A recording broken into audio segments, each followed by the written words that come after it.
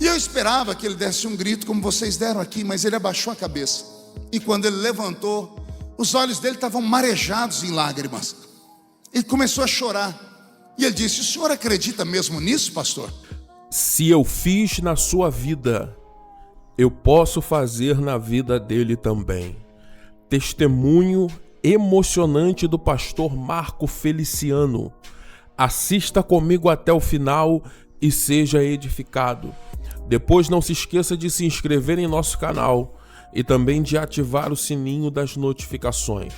Nos diga também de que lugar do Brasil ou do mundo você está nos assistindo. Assista comigo até o final e seja edificado. Eu estava pregando na Igreja Batista da Lagoinha, em Belo Horizonte, um tempo atrás. E lá é uma igreja muito grande, tem 7.000 assentos. E no final do culto, eu estava lá na porta vendendo meus livros, DVDs, CDs, áureos e bons anos aqueles. Aí inventaram o YouTube e aquele demônio do Spotify. Porque não é você. Ninguém compra mais nada da gente, é uma loucura, né? Mas naquela época a gente ficava empolgado. Quando o culto era uma benção, a gente vendia tudo, né? Teve uma época que eu vendia até a minha sogra, mas eu não entregava. Eu só vendia, mas não entregava. Eu estava lá na porta vendendo meu material. Foi chegando perto de mim um mineiro. É claro, Minas Gerais tem que ter mineiro, né? Mas era um mineiro matuto. Ele veio assim, como quem não queria nada, né? Com a sacolinha na mão, veio comendo pelas beiradas. Ele parou na minha frente e falou assim: ô pastor, eu senti de te dar um presente. Eu falei: e eu senti de receber, me dê logo, né? Ele enfiou a mão naquela sacola branca de supermercado e tirou uma caixa de paçoquinha embrulhada. Quem já comeu paçoquinha embrulhada aqui?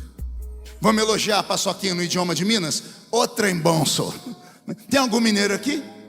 Essa raça está no mundo inteiro. Eu estava pregando em Nagoya, no Japão. Tinha 1.200 pessoas com o olhinho rasgado na minha frente. Falei: aqui não tem. Aí eu perguntei: tem algum mineiro? Não é que levantou um japonês mineiro? Levantou assim: uai, só estou aqui. Eu falei: mas você zoinho rasgado. Aí ele falou um negócio que até hoje eu não entendi. Ele falou que era Sansei, Nisei, não sei, um negócio desse aí, né? Mas estava lá, essa raça domina o mundo, né? Esse mineiro falou: eu senti de te dar. Eu falei: eu senti de receber. Ele foi maquiavélico. Ele esperou desembrulhar a paçoquinha. Ele esperou dar uma mordida na paçoquinha. Quando eu mordi a paçoquinha, ele deu o golpe. Pô, pastor, o senhor pode orar por mim agora? Depois da paçoquinha, né, eu falei: eu faço qualquer coisa por você, meu filho. Aí eu falei: mas você quer oração por quê? Comecei a conversar até eu degustar a paçoquinha. Eu não devia ter perguntado, porque ele contou a história. Mineiro, quando conta história, senta que vai longe, né? E ele começou: então, pastor, ontem de noite eu fui numa vigília. Quando ele falou que foi numa vigília, eu não sou gente. Eu falei: desculpa, você foi aonde?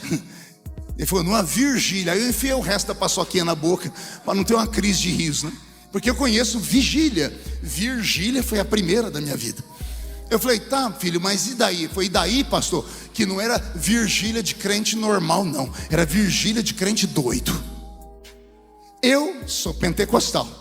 Eu conheço vigília de crente doido, mas eu queria ouvir da boca dele. Falei: o que é uma vigília de crente doido, meu filho? Ele falou: pastor, é aqueles cultos de vigília que quando o Espírito Santo desce, parece que os crentes receberam o espírito do Bruce Lee. Eles ficam assim: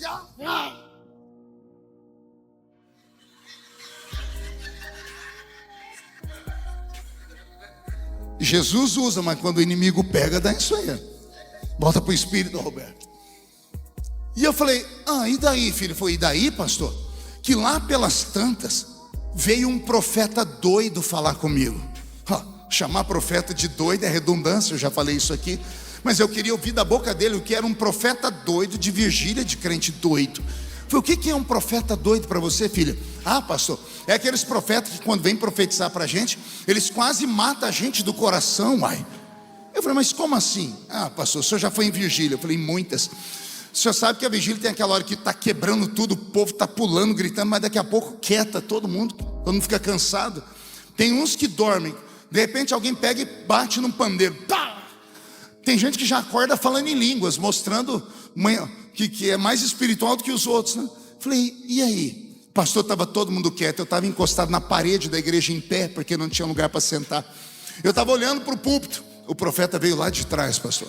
Ele veio na ponta do pé. Chegou por detrás de mim, pastor, e botou a mão no meu ombro. E ele parou de falar. Eu falei, botou a mão no ombro e foi pastor, aí que me deu desarranjo. Foi, mas desarranjo intestinal? Ele falou, foi, mas por que ele botou a mão no seu ombro? Ele falou, não, pastor, me deu desarranjo, porque quando eu fui à cara do profeta, eu virei a cabeça e ele fez assim: homem, olha o que eu faço. Alguém já teve uma experiência dessa aqui? Tem uns, é terrível, não é, gente? Ele falou, pastor, eu falei, e aí, meu filho? E aí, pastor? Eu estava aqui catando a minha alma, porque a alma já estava uns 3 metros para fora do corpo. Agarrei ela para voltar em mim. Olhei, pastor, estava o profeta com a cara feia. Falei, como era a cara dele? Ele fez, então vou imitar. Ele falou que o profeta fazia assim, ó. Falei, pastor, o profeta agarrou a minha mão. Falei, e aí, pastor? Que ele falou assim: entra tu comigo nessa carruagem de fogo agora. Ó, tem uns de vigília aí. Eu falei, e o que é que você fez? Falei, pastor, não tive outra opção. Falei, por quê? A mão do profeta parecia uma raquete de tênis. Ele agarrou a minha mão, pastor, e o homem dava 2 de mim. E pastor, o pior foi que a carruagem começou a andar. Eu falei, pastor, eu tentei segurar, mas não deu. Pastor, esse homem começou a me arrastar, eu fazendo de tudo para não ir. Não teve jeito, ele era mais forte do que eu. Pastor, ele saiu de lá. Ele atravessou a frente do púlpito, marchando, e todo mundo me olhando, eu morrendo de vergonha. Pastor, ele deu 2 voltas na igreja. Aí ele pegou o meio do corredor da igreja e foi para o meio da rua. Pastor, era 4 horas da manhã. Esse homem resolveu acelerar a carruagem, pastor. Pastor, mas ele saiu num tropelo correndo comigo. Nós demos uma volta no quarteirão. Eu falei, e o que você fez? Falei, pastor, não tinha jeito de descer. Eu me envolvi, ele falava glória, eu falava glória também. Ele falava aleluia, diz aleluia. Pastor, ele falou em línguas e eu fui renovado também. Foi uma glória. Pastor, quando eu já estava gostando desse passeio, o homem parou na porta da igreja e resolveu entrar dentro da igreja de novo. Ele entrou pelo corredor correndo e me arrastando. No meio do corredor ele brecou e me empurrou. Eu saí catando cavaco pelo meio da igreja. Falei, pastor, eu levantei a cabeça para ver o que deu no profeta. Estava ele com a cara feia de novo, agora com a mão na cintura, um dedo apontado, fazendo assim. E aí ele disse, homem, olha o que eu faço. Eu te tiro daqui e eu te levo por ali. Aí eu te levo por lá. Aí eu te trago por aqui. Aí eu vou te tirar daqui. E aí eu vou te abrir as portas lá fora. Aí lá no mundo eu vou dar uma volta grande com você e vou te exaltar. E quando eu te exaltar, eu te faço entrar aqui dentro de novo, para que as pessoas vejam que eu sou Deus, que quando falo, cumpro cada uma das minhas palavras. Ele diz que o profeta, glória a Deus, ele diz que o profeta terminou dizendo assim: agora contempla aí na sua frente a rampa do palácio do Planalto, porque vou eu te colocar entre os príncipes e os reis desta terra, diz o Senhor. Eu acho muito bonito a criatividade do profeta, porque a Bíblia diz que o espírito do profeta é sujeito ao profeta. Não é o espírito que está usando o profeta, é o espírito do profeta. O profeta recebe a mensagem aqui. Ele pode vir e escolher uma forma de falar. Tem profeta que é caladinho. Ele chega e diz assim, olha, eu vi isso. Tem profeta que diz, assim diz o Senhor. E tem profeta que não fala nada. Ele leva a mensagem para casa, depois ele vai ter que se ajustar com quem mandou. Porque o espírito do profeta é sujeito ao profeta. Eu amo a criatividade profética. Mas quando ele terminou de contar isso, ele contou, e eu fiquei tão empolgado, que ele teve uma crise de riso, que eu não entendi porque que ele estava rindo. A barriga dele balançava. Eu enfiei a mão aqui dentro do meu bolso, paletó, peguei um cartão de visitas e coloquei o número do meu celular, estiquei a mão e entreguei para ele. Ele pegou, parou de rir, falou, o que é isso, pastor? Eu disse, é o meu celular particular. Ele, nossa, eu vou ter seu número. Eu disse, vai. E ele falou, para quê, pastor? Eu falei, para quando você subir a rampa do palácio, lembra-te de mim quando entrares no seu reino. Eu quero ter um amigo importante desse jeito. E eu esperava que ele desse um grito como vocês deram aqui, mas ele abaixou a cabeça. E quando ele levantou, os olhos dele estavam marejados em lágrimas. Ele começou a chorar. E ele disse: o senhor acredita mesmo nisso, pastor? E eu falei: por que não acreditaria? Ele falou: pastor, eu moro num bairro aqui de Belo Horizonte que nem a polícia tem coragem de entrar dentro dele. Eu moro numa casa tão pequena, eu, minha esposa e 4 crianças. Pastor, o senhor sabe como é que eu sustento minha família? Vendendo essas paçoquinhas nos semáforos de Belo Horizonte. O semáforo fecha, eu corro, coloco uma de cada uma delas em cima dos retrovisores dos carros e tenho que cronometrar os segundos para voltar recolhendo e contar com a bondade de alguém que me dê 2 ou 5 reais por uma paçoquinha dessa. É com isso que eu levo comida para 4 crianças. Eu não sei ler, eu não sei escrever, não tenho pai nem mãe. A casa onde eu moro não tem chave, a porta é escorada com uma cadeira. Aí ele perguntou de novo: o senhor acredita mesmo que um dia eu posso viajar o mundo? Que eu posso um dia subir a rampa do Palácio do Planalto? Eu estava cansado. E o que ele falou atingiu a minha mente. Olha o problema do ser humano: mente e coração. A mente é racional, o coração é apaixonado por coisas fora do normal. A minha mente pensava no que ele dizia e falava: ele tem razão. Como é que um homem que não sabe ler nem escrever, que vende isso aqui na rua para dar comida para os filhos, um dia pode viajar o mundo? Mas meu coração dizia: mas e se Deus quiser fazer?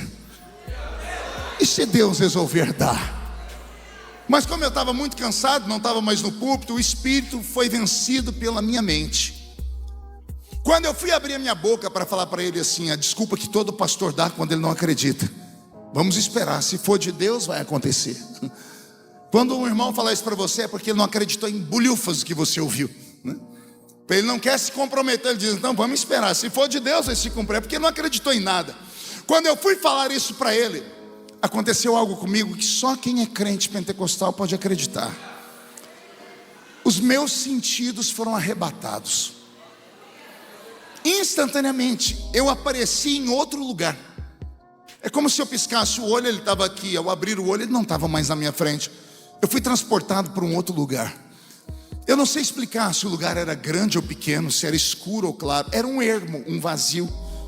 E quando eu perguntei: Deus, o que eu estou fazendo aqui? Na minha frente, do chão, começou a brotar um edifício. Um edifício foi sendo construído em muito rápido, como aquelas construções que aparecem na televisão, que eles aceleram a câmera.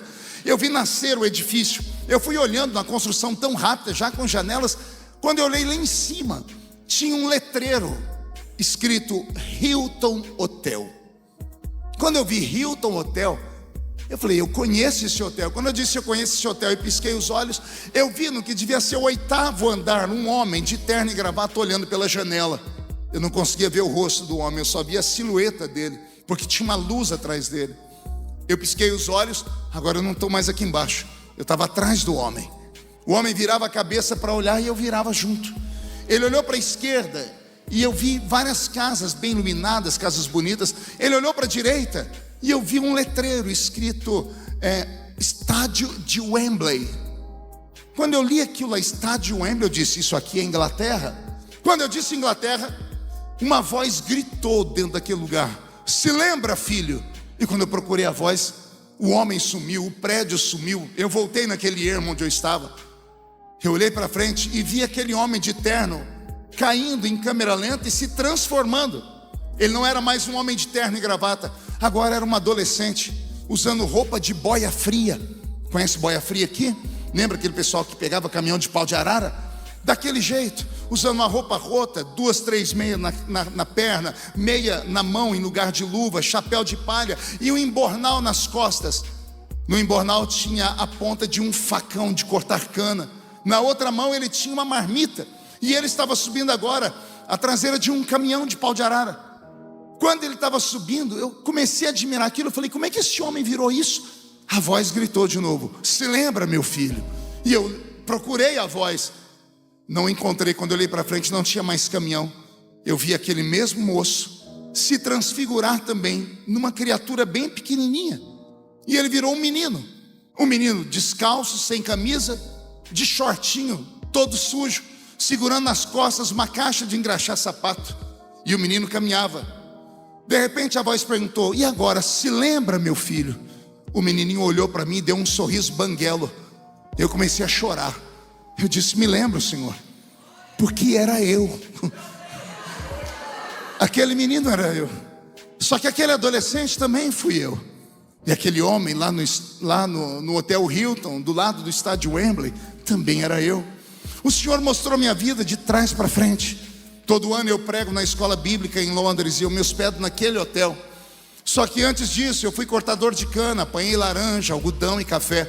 E antes disso eu fui engraxate, tudo para ajudar uma mãe que não tinha marido e era solteira. O Senhor falou comigo: se eu fiz na sua vida, fala para um mineiro que eu vou fazer na vida dele também.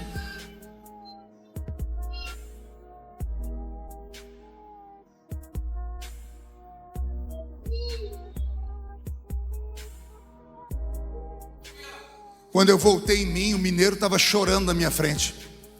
Eu levantei o queixo dele e falei para ele parar de chorar. Eu segurei ele pelos 2 ombros e disse: pare de chorar, porque se foi o meu Deus que falou com você, o Deus que fez a estéril ser mãe de filho, o Deus que pavimentou um caminho no meio do mar para Israel passar, o Deus que afundou as muralhas de Jericó no chão duro, o Deus que fez o corvo ser garçom para o profeta, o Deus que na ausência de profeta fez uma jumenta profetizar. Se foi o meu Deus, o Deus que fez o relógio de Acais girar ao contrário, o Deus que deteve o sol e a lua para que Josué vencesse uma batalha, o Deus que fez leão jejuar para que Daniel vencesse, o Deus que fez uma baleia, um peixe grande vomitar o profeta na praia, o Deus que fez uma estrela cortar os céus e mostrar a estrebaria. Se foi esse Deus que falou com você, quem viver verá. Quem viver verá, para ver se cumprir cada um dos sonhos, palavras e profecias que o Senhor liberou sobre a sua vida. E só quem crê nessas maluquices, agora não dá um grito, não dá um berro de glória aqui dentro, por favor.